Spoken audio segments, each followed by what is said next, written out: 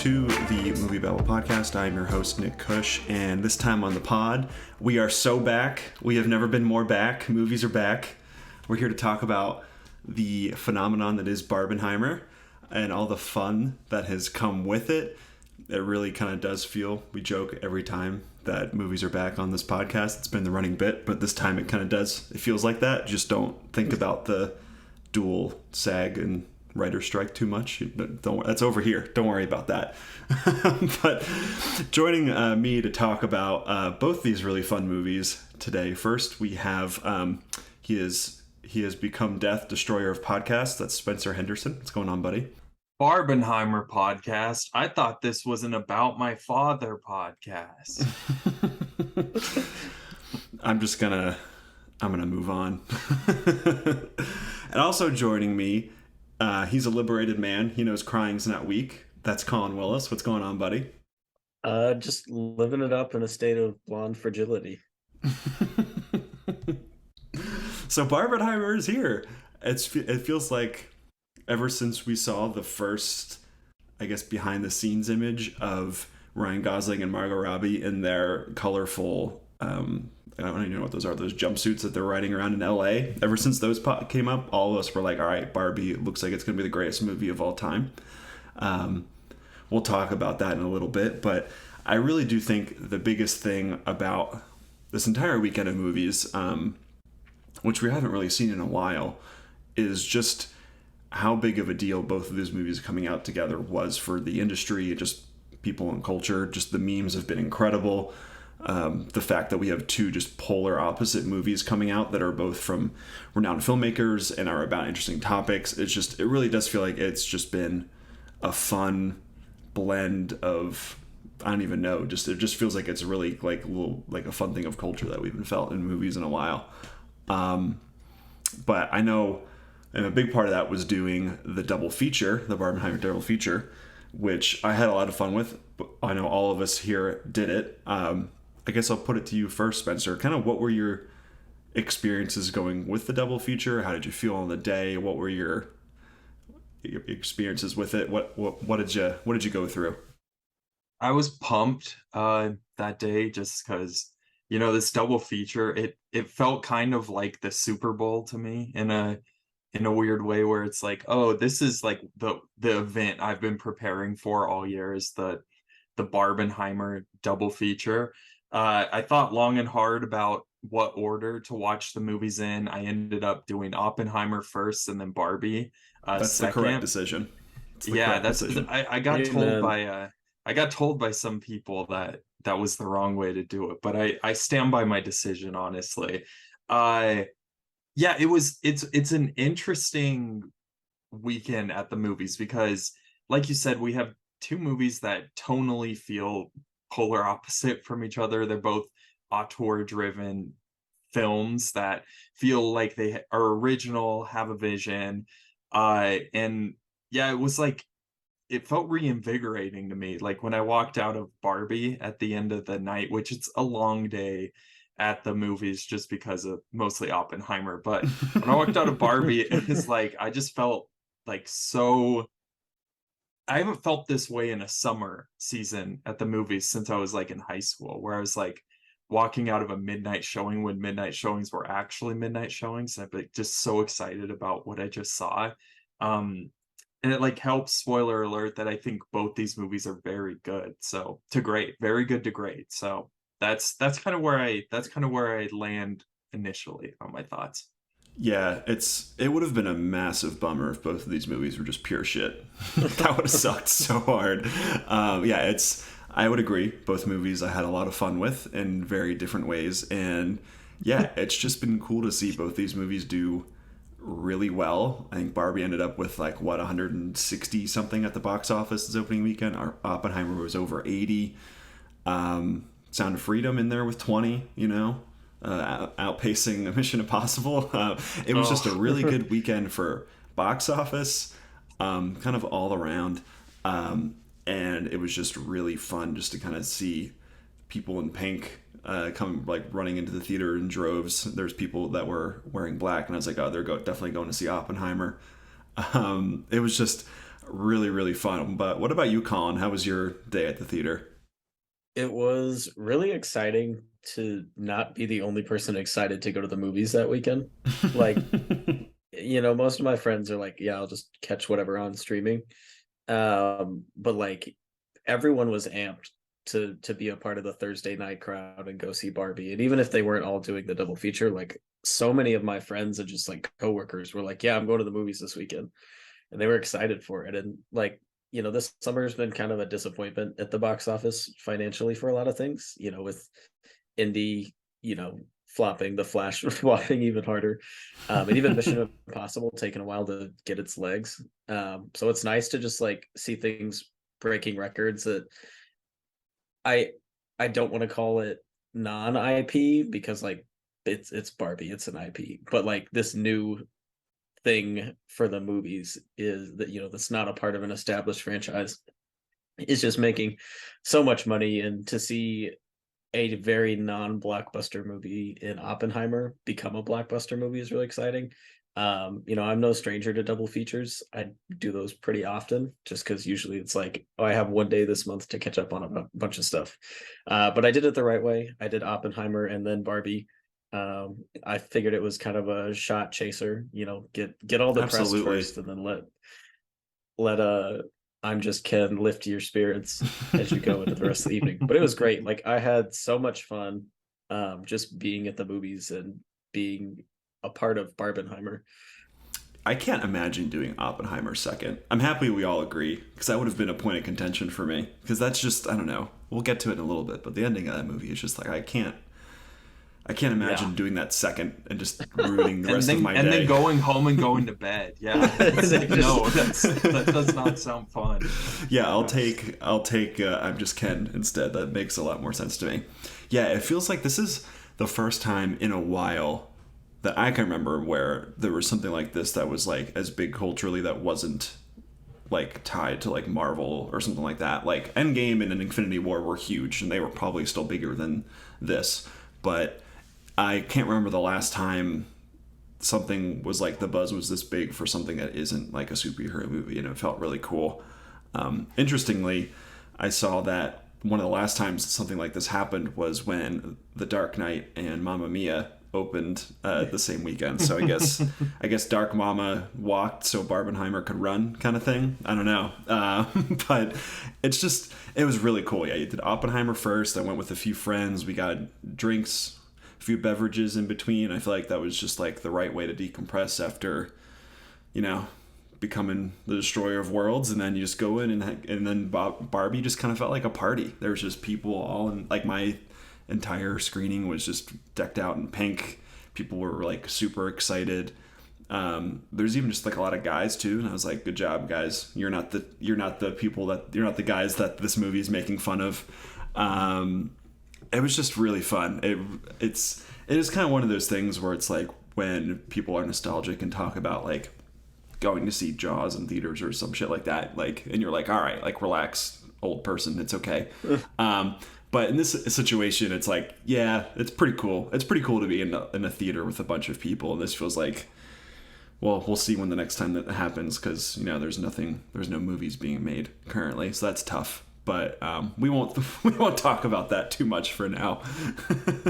Do you remember that guy who saw Captain Marvel like 140 something times? Yeah. I want to be that for Barbenheimer. I'm curious what that guy's like taste is in movies if he's subjecting himself to Captain Marvel that many times, that's just oof. I wonder if he's gonna do the Marvels next. Yeah, he sees that like double the amount of Captain Marvel. He's got to, or 3 times, because there's 3 of them. Smart. Yeah, I can't say we're gonna be having a Marvels podcast in the future on this feed, but maybe just more Barbenheimer content. But yeah, I feel like we all made the correct decision in doing Oppenheimer first, which I feel like means we have to segue into Oppenheimer as the first movie we talk about here, and then go to Barbie next. But yeah, Oppenheimer, Christopher Nolan, he's back. He's doing, I guess this is more of his Dunkirk realm of filmmaking, where he's less, I guess, we would call it less high concept and more of just, well, it's still high concept, but less of a action molds, like something like Tenet or something like the Batman movies or things like that. He's kind of getting more into his kind of grizzled historical stage of, I guess, great man filmmakers. But I'll put it to you first, Spencer. What did you think of this movie? I'm going to refer a couple times in this podcast back to our most anticipated 2023 podcast. First by saying that Oppenheimer I don't think it made any of our lists on that. I don't think any of us had it as one of our most anticipated movies of the year. I think all of us thought someone else would put it on their list, so none of us did. Yeah. Go ahead. It was like top 15, but I don't think it cracked anybody's top 10. Right. Yeah, it was probably in all of our top 15s, but it was not top 10 for anyone. But Barbie was in all of our top 10 most anticipated movies of the year. So what I'm trying to say is that I was like looking forward to this movie. Like I look forward to Christopher Nolan movies, pretty like consistently. I would say this one though, I was kind of like a little baffled by it going into it, just because it didn't really seem like a movie that needed the IMAX experience. When like I saw the trailers, I was like, this seems like it's going to be a dialogue heavy, just people in rooms talking type of movie. And I was definitely right about it being that type of a movie.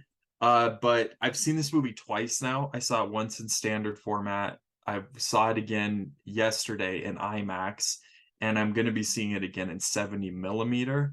So I'll have seen this movie like that's a lot of movie. Yeah, it is a lot of movie. The standard was basically not my choice though. I just like have major FOMO, and I was in a town where there was no IMAX screen.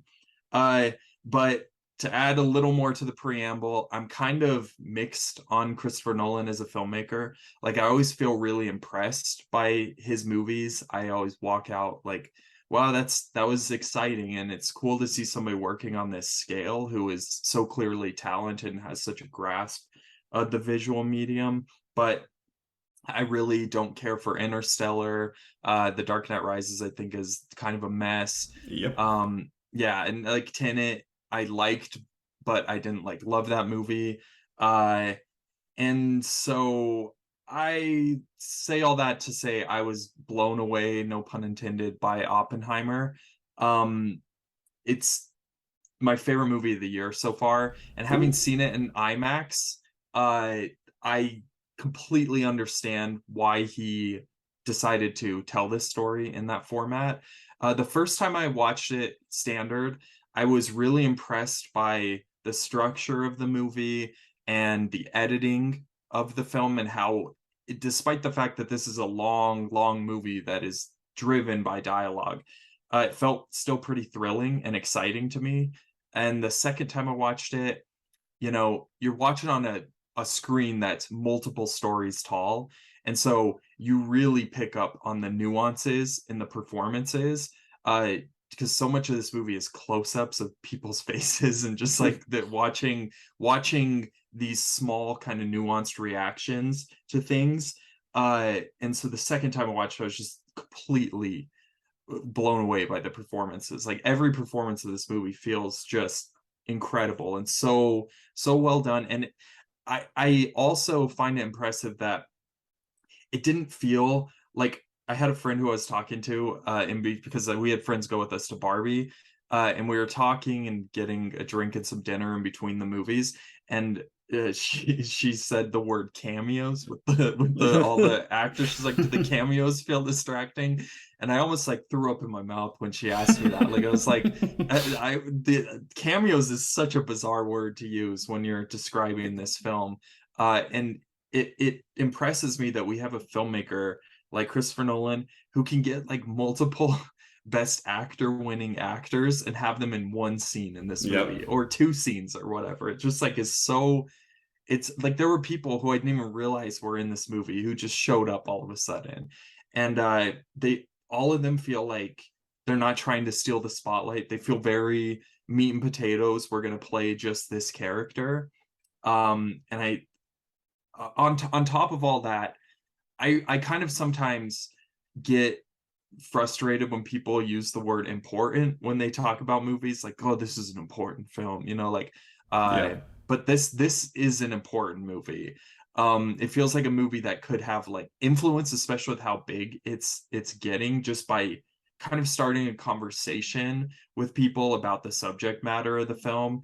And yeah, I had like 3 panic attacks watching this movie. So yeah, cinema. It's great. I love Oppenheimer. Yeah, cinema. I guess we should say before we go any further here that we will be spoiling these movies. So I guess for anybody listening, that's your warning. Don't come to me if you are mad after this when we spoil something for you. There's your warning. Yeah, it's a really good movie. I'll turn to you first, Collin, before I kind of get into my thoughts here. Yeah, I wasn't really expecting to like this as much as I did, right? It wasn't on my most anticipated list.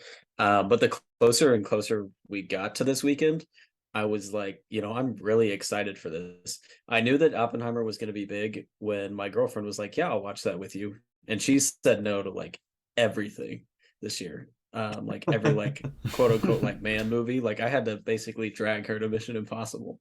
But she was like, I'll watch Oppenheimer. And I was like, all right, this might be something.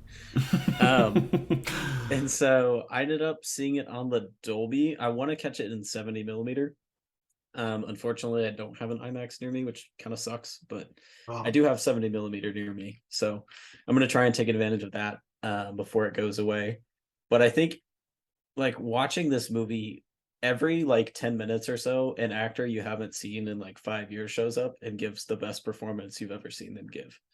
Like I really love Alden Ehrenreich making his little comeback here.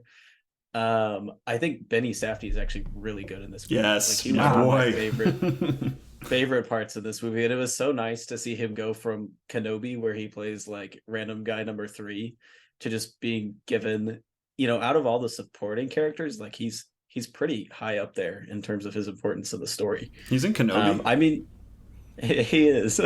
Maybe I should watch that. This Oppenheimer is so good of a movie. It made me interested in Josh Hartnett as a character. Like he's so good in this movie. He's so good. He's a good actor. Insane. Sometimes. The Faculty. The Faculty. When I think of him, I think of Hollywood Homicide, which is just the worst movie ever. But that's a digression. But yeah, like David Dastmalchian's in here playing a weird little freak.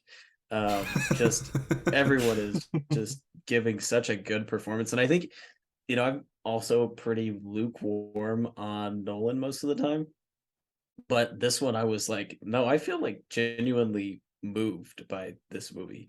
Like there's just so much to unpack, but kind of like you said, it moves along at a really like easily digestible pace. Like it zips through a lot.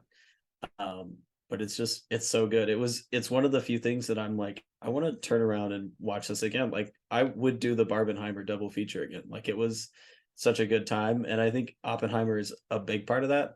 And it was one that I was like, I need to watch this again, like not just to watch it again, but like to unpack more and like really dissect all these things that make it amazing, and like really latch on to all these different performances that are coming in and out of it.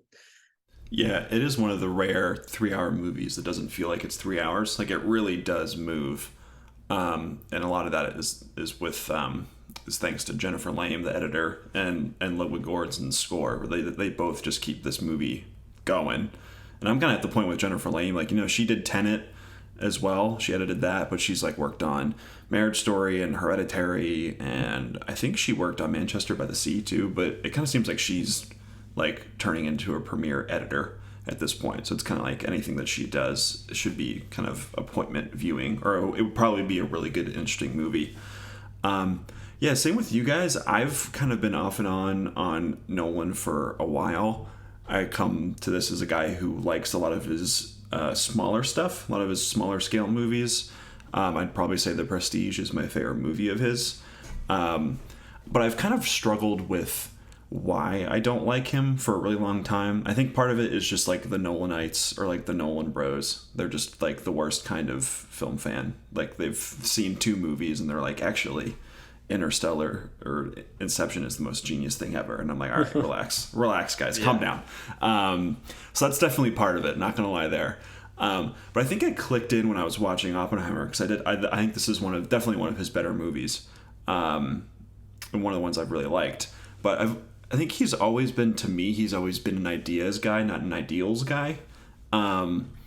And as the ideas get bigger and bigger, I feel like they subsume everything else that he's trying to do. Whereas like, I don't really know what like its Inception is about necessarily, except if it's just about like a fun bit of set pieces. And I think Interstellar is the other side of that, where it's so hackneyed and trite and what it's trying to say about love transcending dimensions or whatever the fuck. It just doesn't work. Love and he's just is not the 4th dimension. That's right. That's what it is. You gotta go through the love library at the end.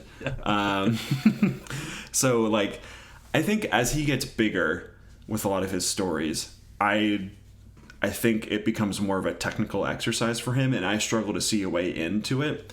And it's really like, I think a part of it is too is like, I don't know, like, not that I need to know, but I struggle to figure out what like the politics of his movies are in a lot of ways. Like the end of Dark Knight hinges on the idea that actually a big surveillance state is actually good because it will help me protect the city against the Joker. And it's like, interesting. Interesting little conclusion you got there, Nolan. But I think this is one of the few times Oppenheimer where I think he has a genuine point of view that I think also aligns with his technical mastery in a way that I think is really, really impressive. There's still some other Nolan pitfalls where he just loves killing the women over and over again. There's big mall energy in this movie, which we'll get to. But overall, I think it's like an amazing achievement. I think achievement is probably the word that's been thrown around with this movie a lot, but I think it's definitely earned. It's really impressive. And I think it really it's like you said, some of the best acting we've seen from these people in a while. It's a really cool movie that really just kind of blows the doors off you. It's just really bombastic, but also really quiet in moments. I thought it was really impressive. But yeah, I think it's kind of tough to like boil this movie down into small parts, because I feel like the score and like the editing kind of make it feel like one 3-hour long montage. But Collin, I'll point it to you first. Is there any moments that you wanted, like, that you loved, that you wanted to speak about here? I'll start off with a really easy one. The whole sequence where they're testing the atomic bomb is just, it's amazing. Chef's kiss. And like, there's so much character peppered throughout that sequence as well, because a lot of these scientists are only in for a scene or two, a line or two. But like, as you're getting into that like final moment where everybody's there, you see so much about like who each of these individuals are as humans. I'm thinking about like David Krumholtz like turning around to look at it, or like Jack Quaid like refusing to put on the welding glass because he's got. I love Jack Quaid in this movie. He was great. He's great. Yeah. So I think that's a big highlight for me. And like, weirdly enough, I think I was the most on the edge of my seat after the bomb part was over. Like, as you really get into like the movie's present, where it's like getting into that trial actually happening rather than flashing back to it. And it's where because at least for me, for the first part of the movie, when it switches to black and white, I'm like, oh, black and white is like the future. And then there's a point probably like halfway to 2/3 of the way through where it's like clear that it's not timeline that changes the color, it's like whose perspective it is. And so like, once you're fully in like the Oppenheimer seat going through that trial, I think that's where it really gripped me. And I listened to an interview that Matt Damon was talking about the script, and he's like, the script was written in first person. And so I think having that understanding of that really reframes a lot of those earlier sequences in the movie as well. Like, as you're going into that whole denial, not a trial. And I also think Jason Clarke is just terrific in my guy. Fucking love everything that guy. he does. He's the best. He's so good in this movie. He's just like throwing like 100. It's great. I have a conspiracy theory about his performance in this movie. I think he Go on. studied Tucker Carlson footage to like play that role, because there's like scenes where he's like laughing condescendingly at the people, and he looks almost exactly like Tucker Carlson when he does it. I love it. He is one of my favorite character actors. I love when he shows up. He's awesome. He's just the best. But yeah, sorry, Collin. But yeah, and I think it was in a lot of those sequences where I resonated with this movie a lot more than I thought I would, because kind of like going back to your point, Nolan is a very technical person, and his movies really feel like that. Like Inception is 80% exposition, and like, this is what we're doing, here's where we're going to go next. And when you get to that still point in Oppenheimer, where it's just character work at that point, like they're not really accomplishing a physical thing anymore, it just hit so much closer to home than I thought it would be. And there's a not to get too personal, but there's a sequence there's a line towards the middle where Emily Blunt's like I'm tired of you like watching you get whipped because you're not standing up for yourself. And my girlfriend like looked at me and was like, she's just like me. And it just really resonated with like a lot of what I've gone through over the past like year or so.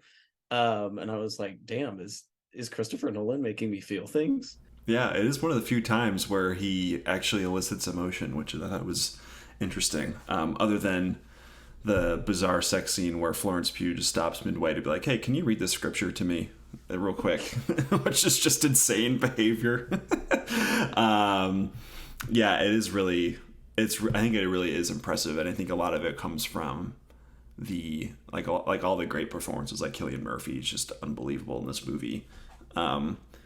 He's kind of like, he really toes the line between like, you kind of don't know what he's thinking, but also you kind of know everything he's thinking. I don't even know if that makes sense, but there's like he's kind of like a black hole in a way when you look into his eyes, but also you can see like a lot of like emotion coming out of it. And I thought he was really, really impressive. But yeah, the Trinity test is kind of, to go back to that, I think it might be the best thing Nolan's ever filmed. Do you guys feel confident with that, or do you have other preferences? I think I'm the weirdo because so obviously the Trinity test is going to be a scene in the movie. Like, it's like I went in knowing that. But during the Trinity test, the first time I saw the movie, I was kind of like, let's get back into small rooms talking about communism and science. Like, I literally was just that's kind of catnip to me. Just like, a movie that is just people talking about politics and about things like at an atomic molecular level or whatever. Like, all of that is just so much. Nolan's dialogue usually is not something that I'm really impressed with. Yeah. So maybe that's one of the reasons why Oppenheimer wasn't really high on my list. And the second time I saw it, the Trinity test, like in IMAX, is unbelievable. Like, I felt assaulted by the audio and the score, not in a way that I did when I watched Interstellar for the first time, where it's like the organs are clanging and like I'm like, I can't understand a goddamn word anybody's saying. Yeah. But the flow of this scene, like the rhythm of it, and how it's like counting down, and you like forget that they're testing a bomb, and my heart's like pounding, and I'm just like, I feel uncomfortable just because of the implications of what they're about to wreak upon the world. But also I'm like just curious, like they are, that with the scientific angle of being like, I just want to see what happens when this goes down. It's just it's a very thrilling scene, and it's really, really well executed. So I wouldn't push back on that if you feel that way. It's so interesting because it's like a lot longer than you think you realize. Like, the lead up to it is like probably double the amount of time, because they're like, oh, it's raining outside, we have to wait, let's push it to like 5:30 in the morning, and they're all like talking, but like the score is like still going and like leading up to like the actual like bomb going off. Like, it's just really, really good. Like, there was a moment where I was like, oh yeah, I need to breathe, because I'm not currently. Like, it was really like, it really worked me up. I think Ludwig Göransson's score is like awesome in this movie. I think like there's some moments I would say like maybe like the earlier moments where like the score and the editing are like flying and you're like trying to get to know a young Oppenheimer, I would say it probably isn't as good of a fit for those moments. But in like a lot of the moments, like the kangaroo court in the third act, or like the Trinity test, like having those two things together and like whizzing by, it was just like you're just like you can't take your eyes off the screen. You're just like, holy shit, like this is like really moving. And then like the other cool part is just I thought it was so awesome that no one you have all this anticipation, and then when it finally goes off, it's silent for like 10-15 seconds, and then the sound blows you back. That's one of the few times I would love to see. Like, do those like 4DX theaters still exist? Because I feel like that would be a really cool way to see this movie. Like, and you see that scene, and you just get blown back by it, and you're like, oh shit. Yeah. Sorry, I literally for like those 10 seconds, I was like, he's literally about to do this entire scene without sound. Like, it's just I should have known better, I guess. But one thing I'll say about that scene, and then the scene not long after where he is giving the speech and it gets all quiet and then he's assaulted by sound again. It's watch it the second time, I like knew it was coming, but it still like almost threw me out of my chair both times. Just in IMAX, like it still really was effective, even though I knew that moment was coming. So yeah, I love how he did that. I think when like to begin that sequence, when that lady opens her mouth to like yell Oppie or whatever, and then you hear like the young child screaming, I was like, whoa, like damn.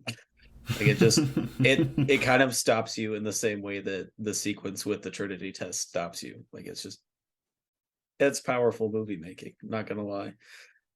Yeah, he knows how to make a movie. That's for damn sure.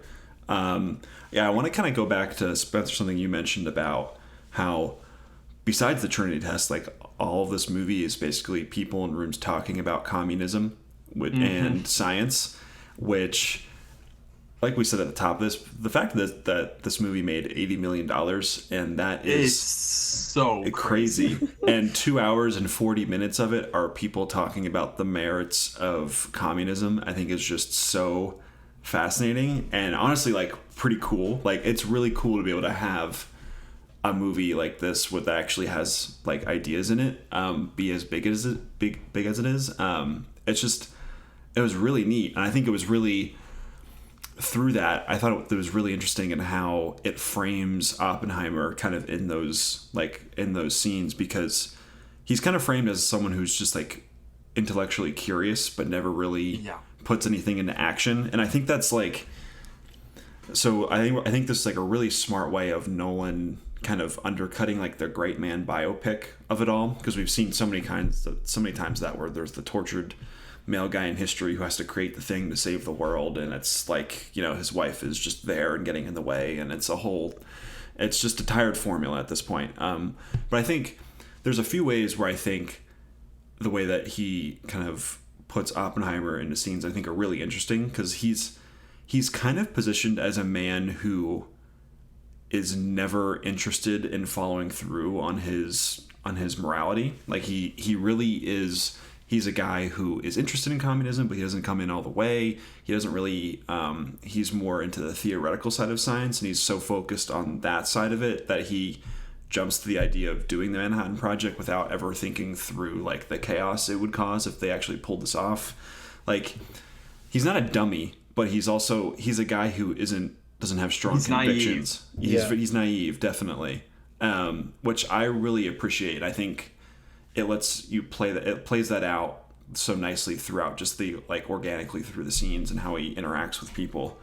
And he also, something interestingly that I picked up on, he is never the guy to make the discovery. He either goes into the room after someone else discovered it, because they're the people that can actually do the non-theoretical stuff.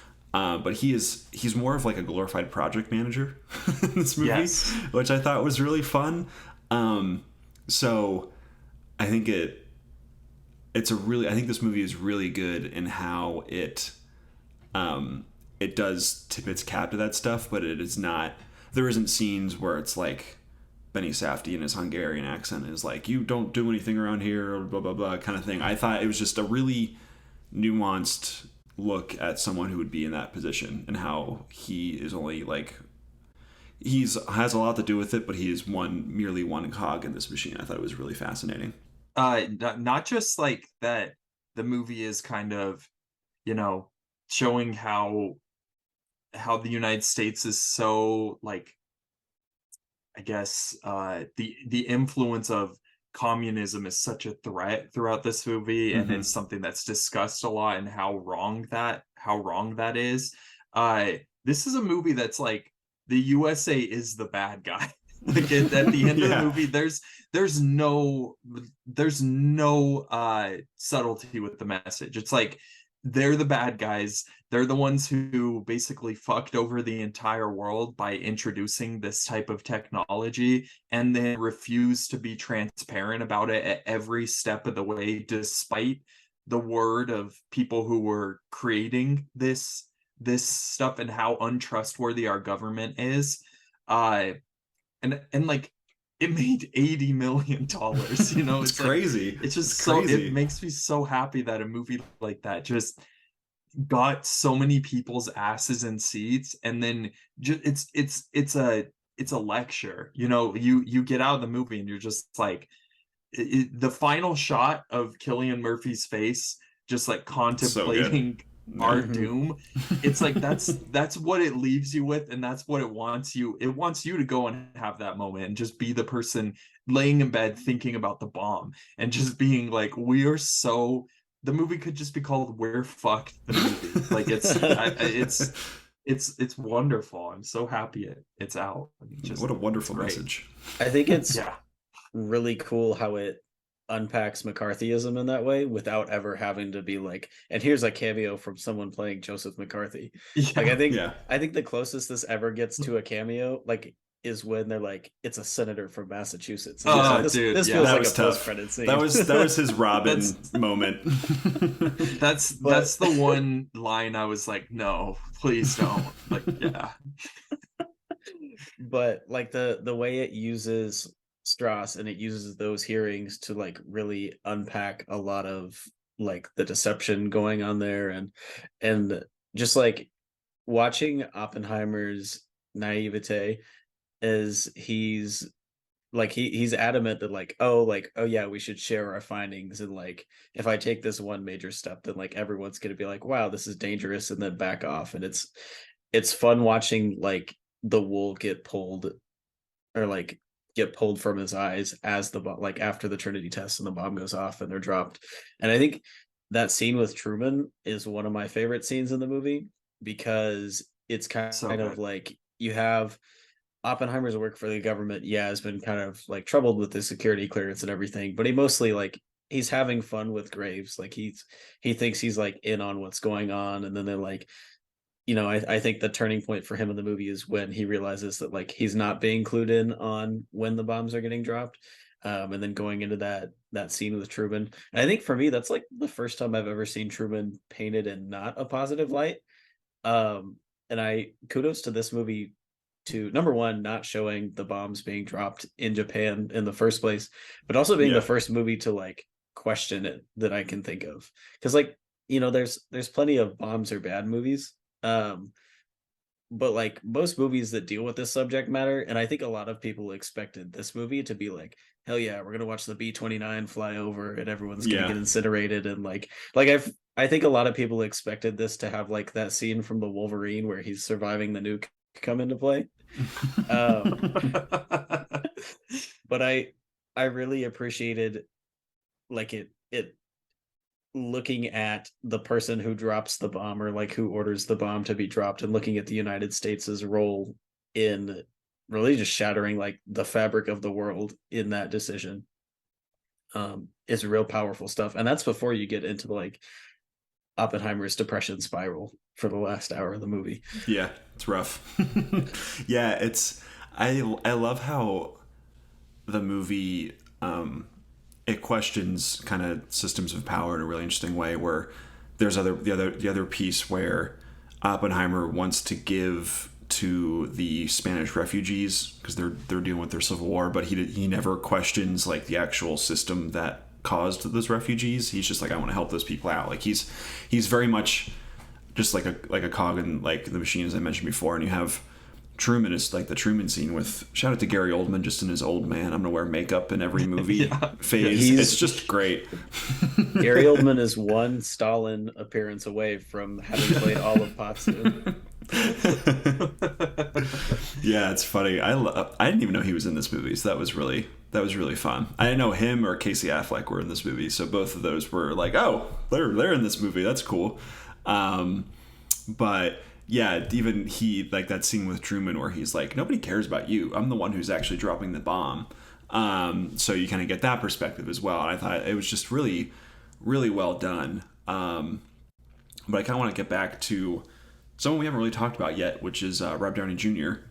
as Strauss, and he is just fucking incredible in this movie. He is really good. He's so good.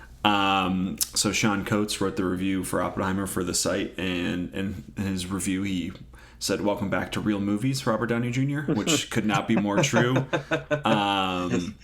Like, it's just sorry, go ahead, Can Spencer. I cut in?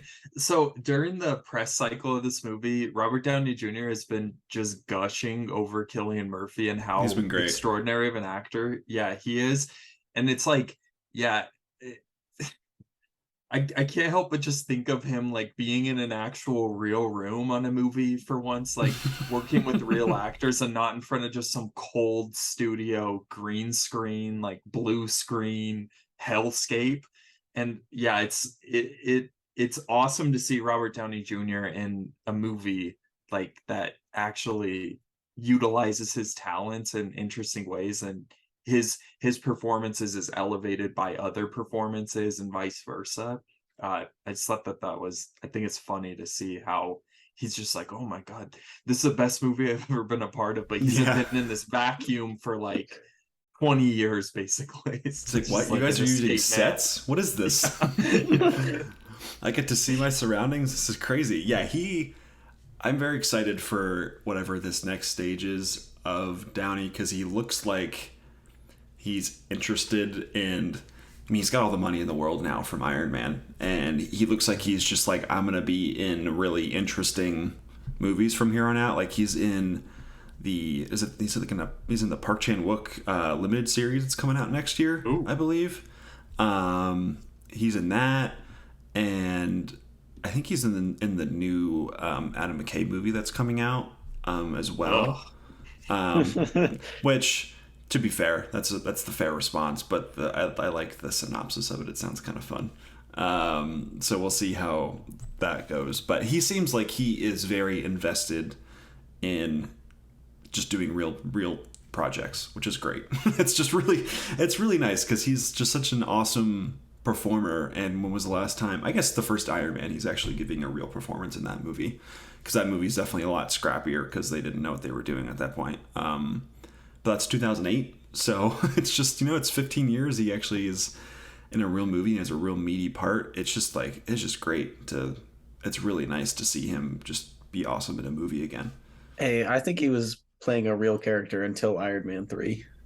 That's probably fair. Once Paramount left, then it became like, actually, I really like Iron Man 3, so I'll say after Iron Man 3, because we got Shane Black doing Shane Black stuff in that movie. It takes place at Christmas. Iron Man 3 is great. That's my take. You had the Red Bull stunt divers.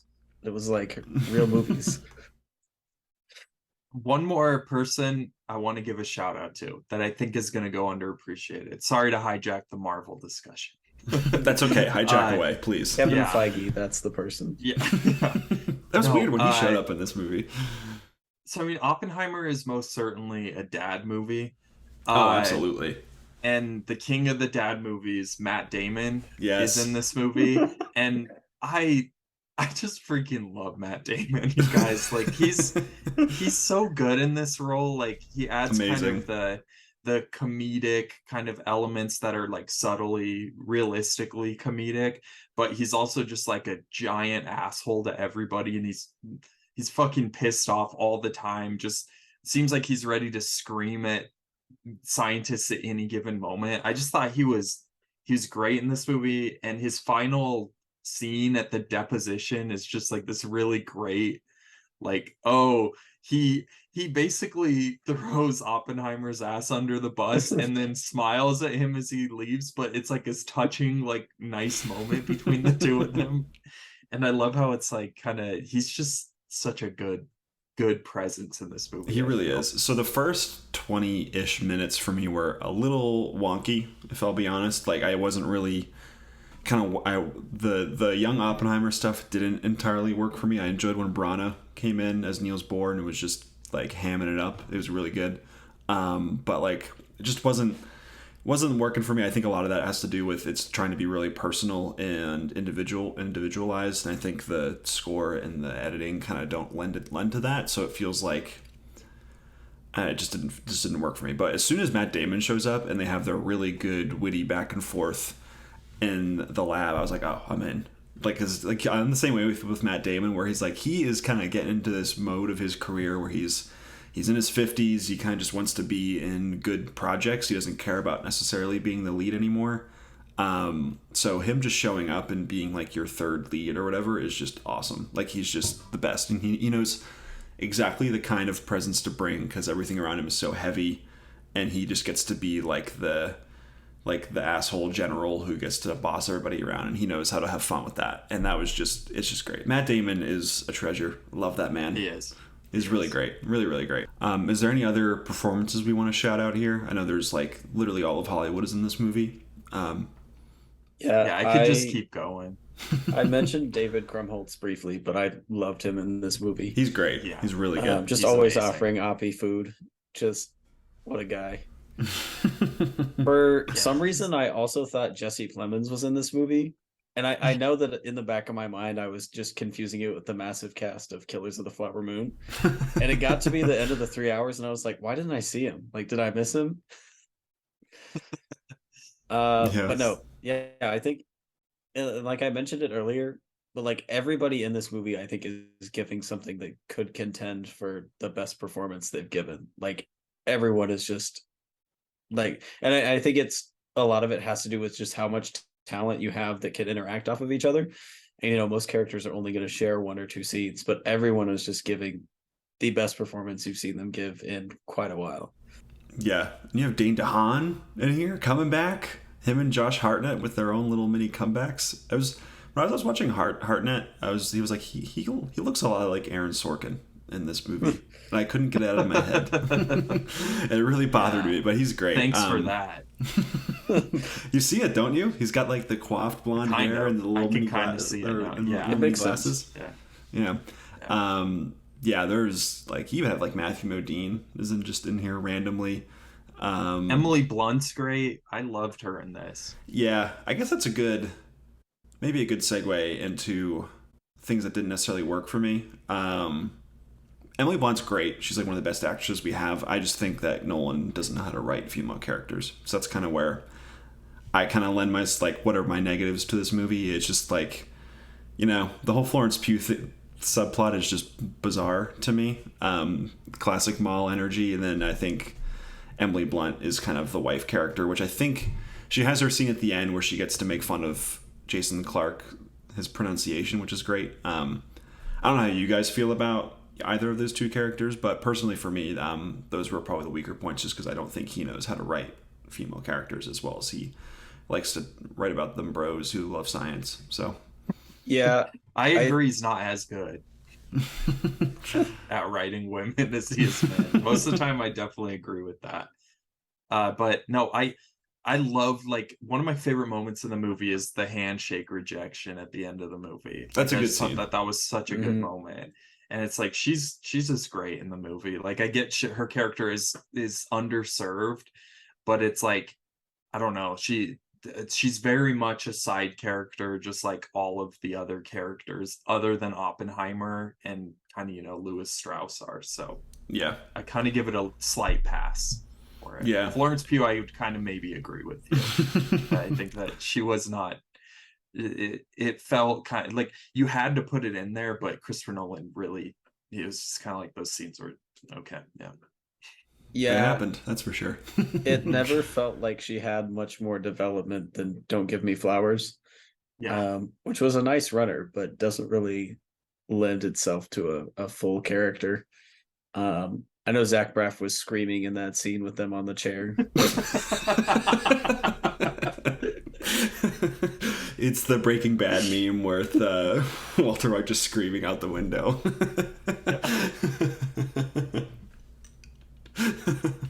Oh, that's amazing. Oppenheimer. It's it's a really good movie. I know awards don't really matter, but I guess this movie will probably win a lot of awards come the fall, or I guess next spring, whenever the fuck the Oscars are now. Yeah, it's I actually have one more. I have one more kind of random tangent. Okay. There was a trailer for Exorcist Believer in front of this movie. Yeah. And it made me wish that the chain reaction had happened and that the atmosphere was ignited and the world was destroyed back in those days. So I never would have had to sit through it. Yeah, why? I don't know why they're doing that. I guess, sorry to hijack the podcast. Everything comes back eventually, so we have to deal with another Exorcist movie at some point because they haven't made one in a while.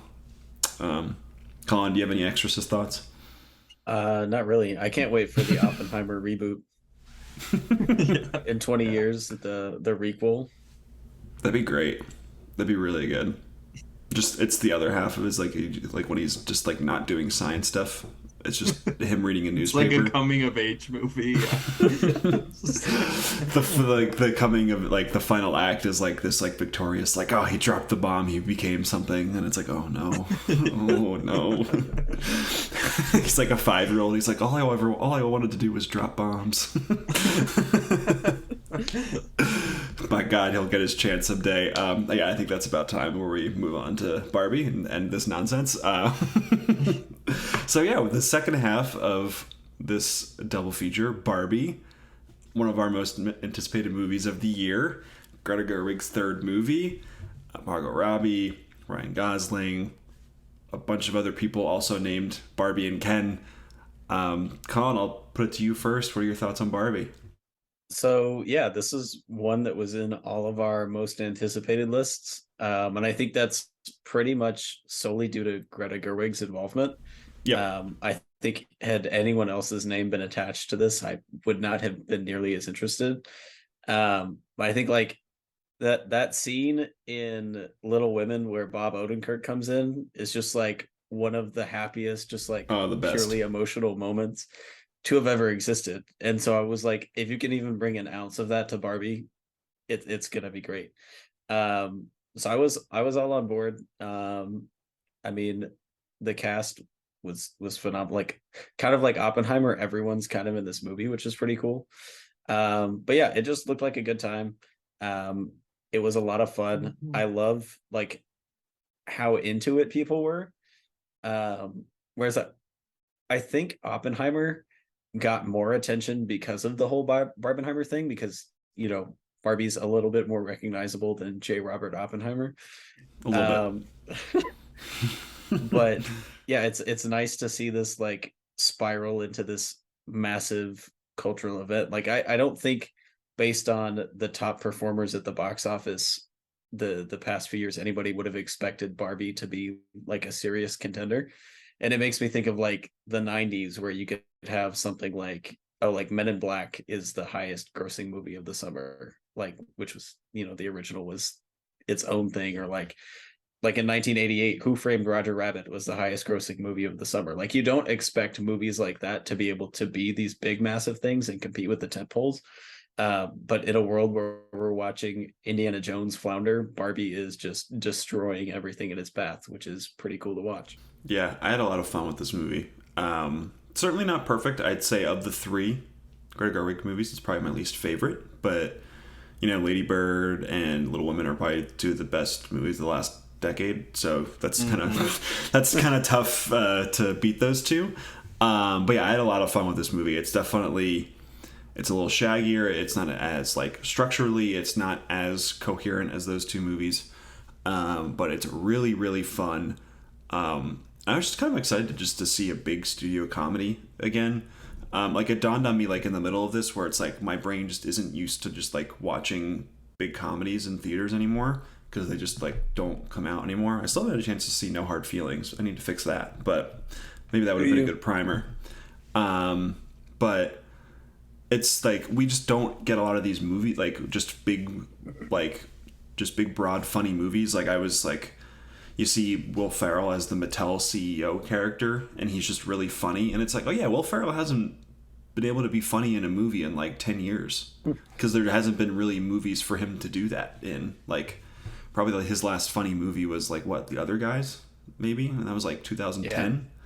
And there just really hasn't been a like the material for like people like him to be silly, especially like Ryan Gosling too. Like Ryan Gosling, I think, is one of our best underrated comedic talents, and him being able to be just hilarious as Ken in this movie is just wonderful. And yeah, we get to see that side of him again. So yeah, I think this movie is just really, really fun, really silly. I kind of love what everybody's doing in this movie. I think Margot Robbie, I think Ken, or Ryan Gosling as Ken, is like, everybody's like, oh, he's stealing the show. But I think Margot Robbie is so good in this movie. I don't think she generally gets enough credit for how good of an actress she is, because I think, she's really beautiful, and I think people focus on that, but she is such a good, almost like cartoonish actor. She's really good at playing like a cartoon character, like you have like the Suicide Squad, or she's going for it in Babylon. Like she has a lot of these movies where she just goes for it and is just really expressive and fun. I think it's a perfect match for Barbie. But yeah, I just had this movie's just a blast. It was really fun to see this in a big theater with people laughing at all the jokes. So I had a really good time with it. But Spencer, how about you? What are your opening thoughts here? I love this movie. I thought it was a blast. You used a word that I actually would use to describe this. It's broad. It's a broad studio comedy. So I agree with you. Of the three Greta Gerwig joints, it's probably my least favorite, but I still had a great time with it. Yeah. I laughed more in this movie than I have in any movie in a really long time. Like, it's just consistently the jokes per minute are just on point. And some really, really big laughs in the movie. Like, the script is really sharp and smart. Everything with Barbie Land, I thought, was incredibly clever. It reminded me a lot of the Lego movie, like the way that it uses, there's some really like wonky movements that Barbies make when you're playing with them, and the movie kind of complements that in Barbie Land, especially in the first act. But it does throughout the movie in Barbie Land, which I thought was really fun and just hilarious. And I think the like thing that this movie shows how talented of an director and filmmaker Greta Gerwig is she somehow makes Kate McKinnon like so funny in this movie. She like is perfectly able to wrangle her energy into something that's really just hilarious and off-putting and kind of disturbing, but just it's such a fun it's such a fun like gag, like the physical comedy there, all of that. And yeah, Ryan Gosling's great in the movie, but I really think that like you said, it's Margot Robbie's big show. Like in the movie, she's also very funny, and she there's like this great feminist message in the movie, which I totally expected from Greta Gerwig. There's actually points where I think the movie could have gone farther with its interrogation of especially the legacy of Barbie on the real world. I think the movie could have went farther in that direction.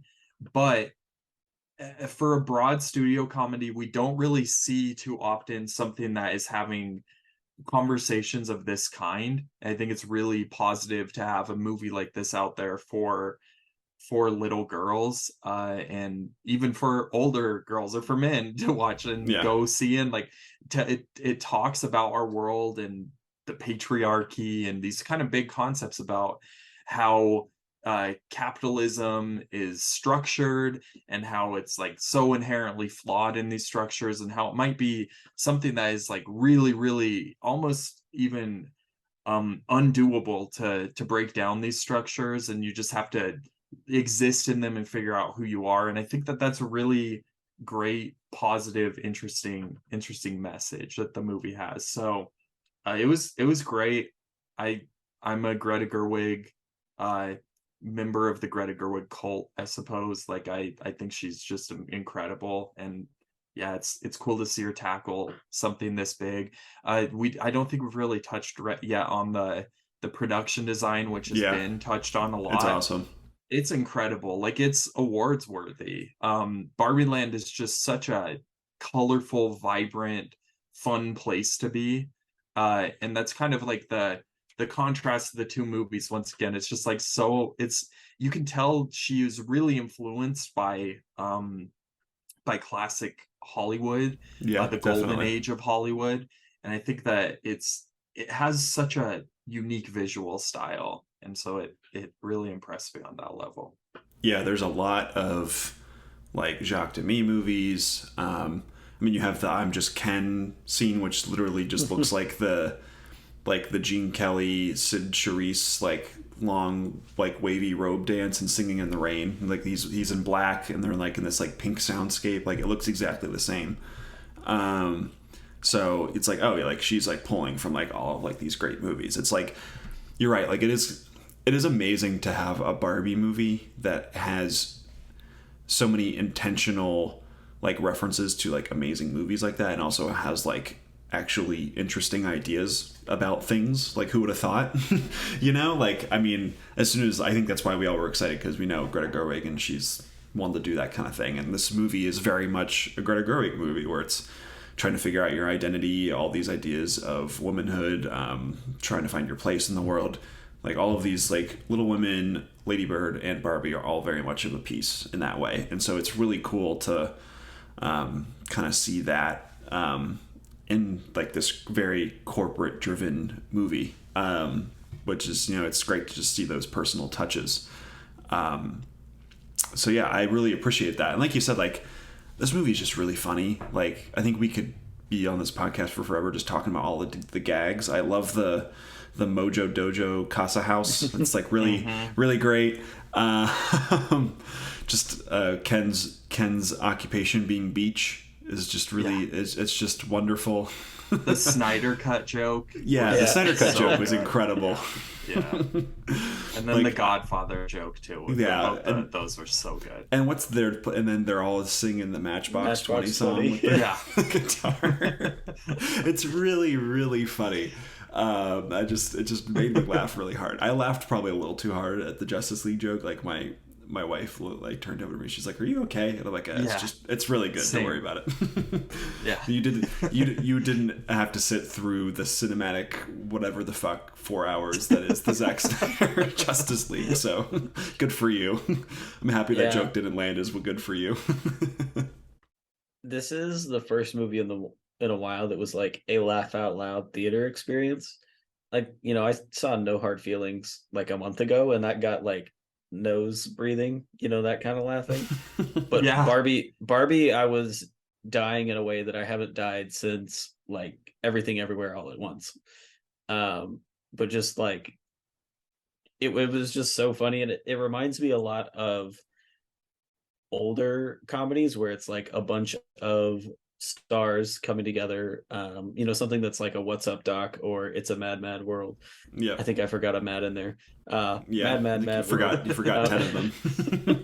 But where you have all these stars, you have directors who are gonna be more you know, not like, oh, here's a random guy who can point a camera, but like this is a real director. Like, you know, Peter Bogdanovich is a real guy who makes movies.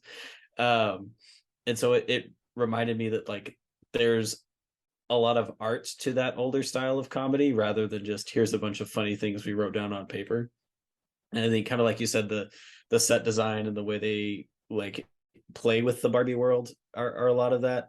I also really like how my biggest fear with this movie from the trailers was that it was going to be like, I don't know, like a Tom and Jerry or a Smurfs or whatever, where they're like, oh, we take them from this cool imaginative world and we just put them in like Chicago.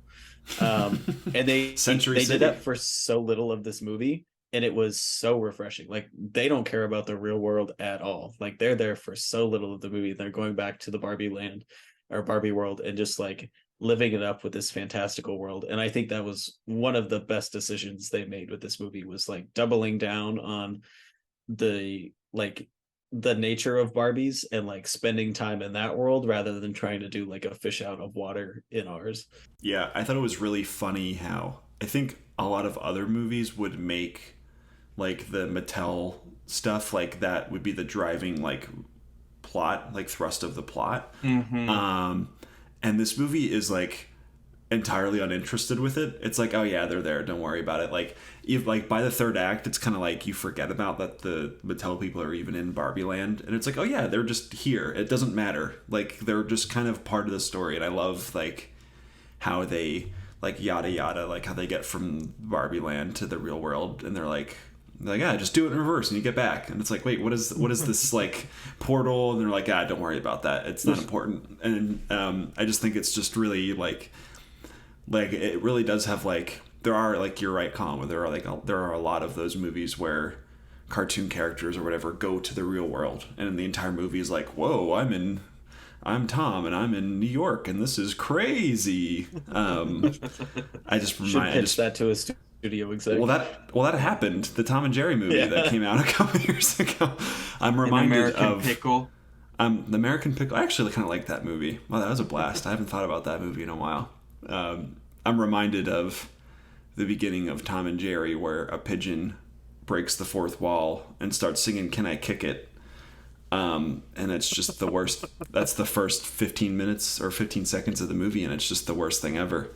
So I'm going to move on from that. But yeah, I think this movie is really, it knows what you are interested in as an audience member, and it's like, don't worry about this, like we're going to move on. Here's more jokes. And I just love how detailed it is. Like one of my favorite little details in this movie is when they go back to Barbie Land and it's turned into Ken Dome Land or whatever it is.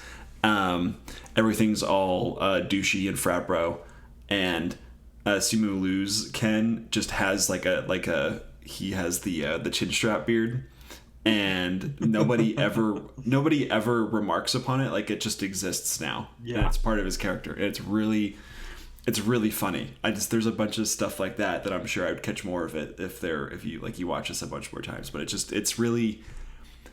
It's a good example of a movie that just because it's silly doesn't mean it's not really thought over. Like there are a lot of ideas, and like the jokes are really well thought out as well. There's a lot of physical humor. There's a lot of good humor just in the production design as well. Like it's really well thought out, which I think I really admire. And I think people might discount that a little bit just because it's a comedy, but I hope we don't say that here, because I think it's just really well thought out and funny. Yeah, when's Greta Gerwig gonna do a G.I. Joe movie? Well, she's doing Chronicles of Narnia next, right? For Netflix? Yeah, which is crazy. I didn't know about that till recently. Well, if she gets the bag, that's fine with me. I even really liked, because kind of tying into that, let's put them in the real world. A lot of these kinds of movies would also make the main characters like America Ferrera and the daughter. And I also really like that ultimately that like they kind of set it up so that you're like, oh, Barbie's gonna like be in the real world, and through the magic of like being Barbie, the mother and daughter will reconnect. And I like that that's such a subtle thing in this movie. Like they basically don't deal with that relationship at all. They're basically a unit for most of the movie. Yep. And I like that the focus of the Barbie movie is still the Barbies. And in particular Margot Robbie's Barbie, rather than being like, oh, let's double down on this real world drama because we need these more emotional stakes. It helps this movie feel a lot fresher that it probably should have been, and probably a lot fresher than Mattel wanted it to be when they were like, we should cash in on this IP that we've got sitting around. Well, we're gonna have our Hot Wheels movie coming out soon. Like, let me tell you, it's gonna happen. It's going to happen in 2028. For a studio to be like, oh, Barbie was a hit, we're going to make Bratz and Cabbage Patch Kids. Those are good. That will definitely happen. It'll be like Lionsgate producing it or something, like one of like a slightly lesser company.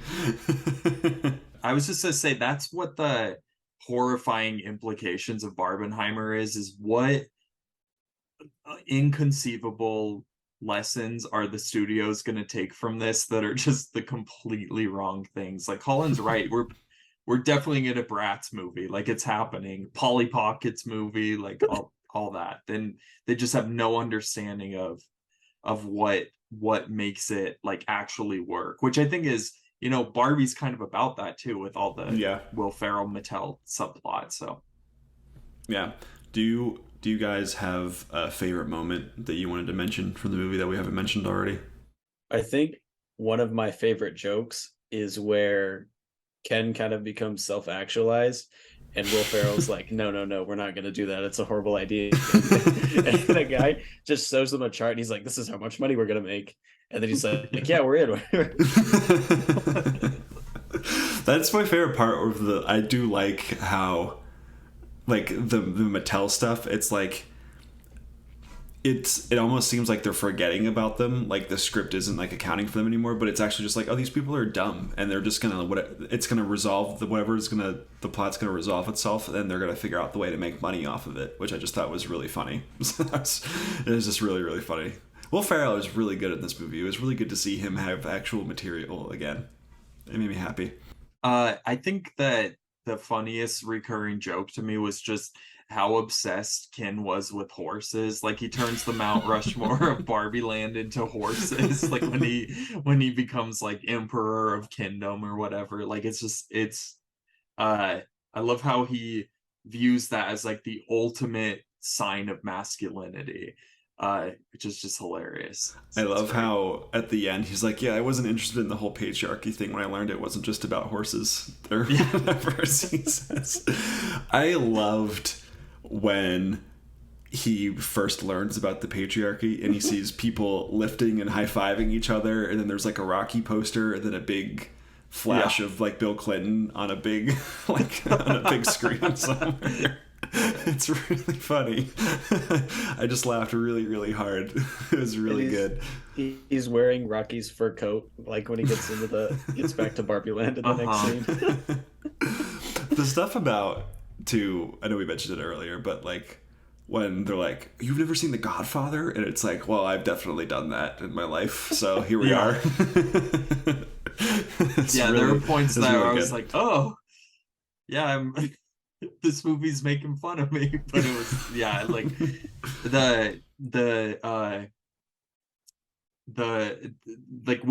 I've to kind of go outside of Barbie into the conversation around Barbie.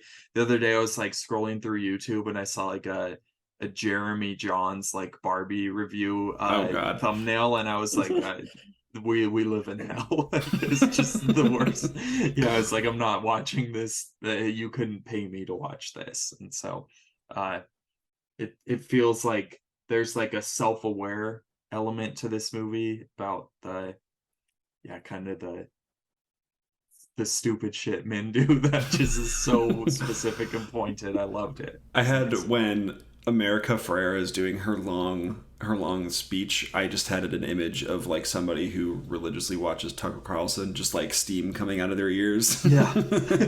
Just like furious, like, oh, I can't wait to type something up when I get home or do this 5-hour takedown of this movie. And I'm like, it's really funny. There's like the Ben Shapiro picture that's circulated around Twitter where he just has multiple pages of notes and he's standing by the Barbie poster. And it's just like, oh my God, like, please no, please God.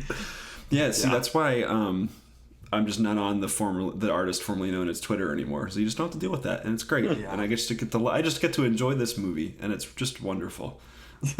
How have we gotten this far into this movie's discussion and we haven't talked about Michael Cera as Alan yet? Oh, he's so good, dude. Alan, what's the line where he's like, "I'm never going to escape this hell," or whatever he says. It's really, really good. He's really funny in this movie. It's the first time again too where he's kind of. He was like in that Gloria Bell movie that came out a few years ago. I'm trying to think what was the last movie I saw him in.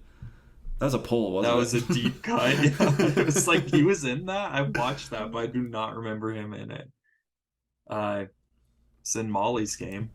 Oh yeah, that's true. But that was before. I don't know. Whatever. The point is, he's great in this movie, and it's nice to see him. Yeah, I'm trying to think if there's any other great gags. I just kind of love everything Ryan Gosling is doing. He's got his weird twitchy energy, and he's bringing it into Ken, and it's really good. It's Ken, and he's the sweater at the end where he's like, "I'm Knuff." It's really, It's really really funny. It's just this entire podcast could just be like, remember that scene? That was good. Yeah, I laughed a lot at that. Pregnant Barbie. Yeah, Pregnant Barbie's good. Pregnant Barbie. That's the director of Promising Young Woman too. Yeah, Emerald Fennell. It was really good. Crazy. Yeah. I was surprised by how many pot shots they allowed this movie to take at Mattel and at Barbie, like as a whole, like with making fun of like Pregnant Barbie and that one sequence where they're just pulling out all the like failed Barbie ideas, or the fact that Rhea Perlman's character mentions like the tax fraud of Barbie's first CEO several times. I think this movie like elevated my appreciation of Ryan Gosling in a way that I didn't expect. Like I like Ryan Gosling, but this was the first time where like he got to like a Jake Gyllenhaal level for me, where it was like, I will watch him do anything. Like I don't care what it is. I just know that he's going to do something entertaining. Yeah, he is, like I said, he is really funny.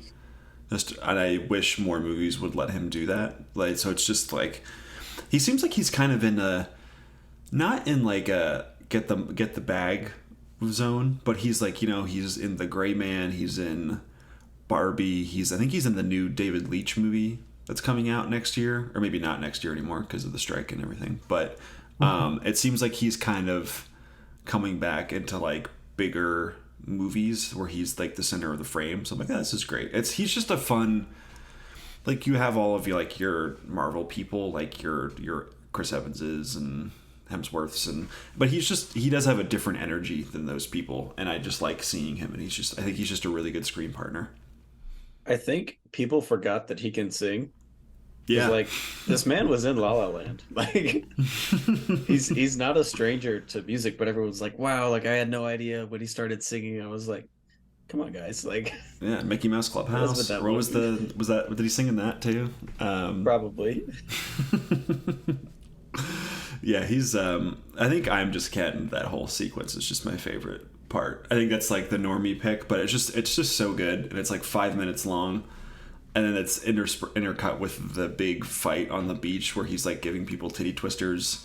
Yeah. It's just, so and good. Him and Simu Liu have like the sparkle fight where they're just like gyrating each other and sparkles are coming out of it. It's just, you know, this movie made me smile. It was really funny.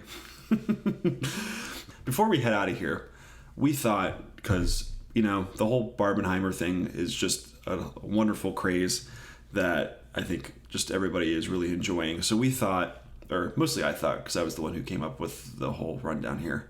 But we thought it would be fun if we would just pair both of these movies individually with another movie and then recreate double features with those two movies. So we'll start first with Oppenheimer, and I'll kick it to Spencer first. What's a good movie that you would pair with Oppenheimer? So I did one earnest pick, which is the Oppenheimer one, and then I did one kind of out there pick, which is the Barbie one. So Oppenheimer, I think a great double feature with Oppenheimer would be Hayao Miyazaki's The Wind Rises. Did not see this coming. Stylistically, yeah, it's we could not be more different. It's obviously an animated movie, but it is about a man whose creation wreaks destruction upon society. And I think in a really interesting way, you have two auteurs who are making movies that are about a very complex historical figure who, and it lets them be complex. It's a really challenging experience, just like Oppenheimer is. So that's my double feature with Oppenheimer. I like it. Collin, what's your pick? Yeah, I thought a lot. Like when it came to Barbie, I had my answer like right away, and I like shuffled through several movies trying to come up with an Oppenheimer one. So I thought about like Grave of the Fireflies or even First Man for another sad boy science movie. But ultimately, and Brennan, friend of the pod, will appreciate this, I decided on Beneath the Planet of the Apes. He's out there fist bumping somewhere. That is so awesome. Yeah. I don't know how familiar you are with Beneath the Planet of the Apes, It's the only one besides the original of like the original 5 that I'll watch whenever I do like an Apes rewatch. It's my favorite one of the originals. I love it. It's so like out there original in terms of like what that pentilogy, is that how you say it, becomes. Sounds great. But like you're doing great. The humans in that movie are a bunch of these like bomb worshipping zealots, and they all have psychic powers. Yeah, and they like they literally worship the bomb itself. And it's great. Like it's got a much different feel than Oppenheimer, but similar message, you know. Got a new and kind of a similar ending too. Yeah. Like they both end very similarly. That's so Charlton amazing. Heston only agreed to do that movie because A, they would let him die, and B, they would let him blow up the entire planet so he wouldn't have to do more sequels.